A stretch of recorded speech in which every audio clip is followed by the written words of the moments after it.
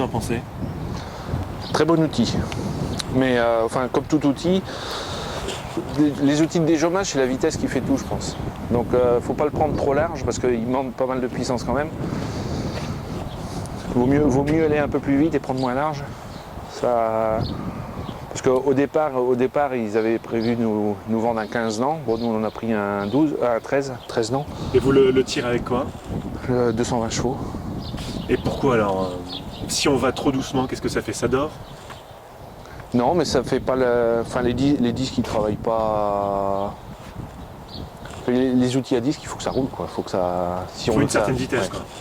Pour casser, pour. Pour bien émietter, puis pour niveler. Et la combinaison des deux Là, c'est pas mal. Parce que l'avantage, c'est que les disques sont suspendus. Le terrage, il est fait par les roues. Donc,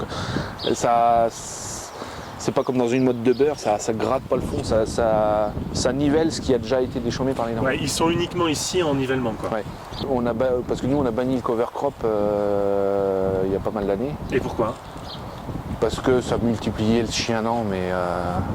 Mais là, c'est pareil. Là, on a un cover crop, là, on a des disques qui coupent. Oui, mais on a des disques qui coupent, mais qui coupent sur quelque chose qui est déjà mou, enfin, qui a déjà été défoncé. Donc ça coupe pas tant que ça, en fin de compte. Ça nivelle, ça. Il y a moins de pression sur le disque qu'un cover crop. Et depuis qu'on a arrêté le cover crop, on n'a plus de chien-dent. Donc le chien-dent, on a vraiment plus de chien-dent sur la ferme. Alors ici, vous avez pris des dents avec une sécurité mécanique, à boulon. Oui. Vous n'avez pas de terre à cailloux, pas de degrés, pas de... Pas assez pour... Vous faites quoi, du pseudo-labour avec ça? Ouais. Vous descendez, quoi. Le but, c'est de descendre. Je suis là, si on le terre, il défonce tout. Ça rentre, hein. Ça, il n'y a pas de problème. Et on peut faire du déchômage superficiel avec ça? Oui. L'avantage, c'est que quand on fait vraiment superficiel, on va encore 2 fois plus vite. Mais il ne faut pas hésiter à rouler vite. Et en termes de coût d'usure, de pièces, c'est que des pointes de charrue. C'est les pointes de charrue de Ferneland. Donc les pointes de charrue, ça coûte pas grand-chose. Et ici, là, ça, on les a jamais changés pour l'instant. Il a combien d'années, celui-là? Et il est de 2007. Et ça travaille combien d'hectares par an?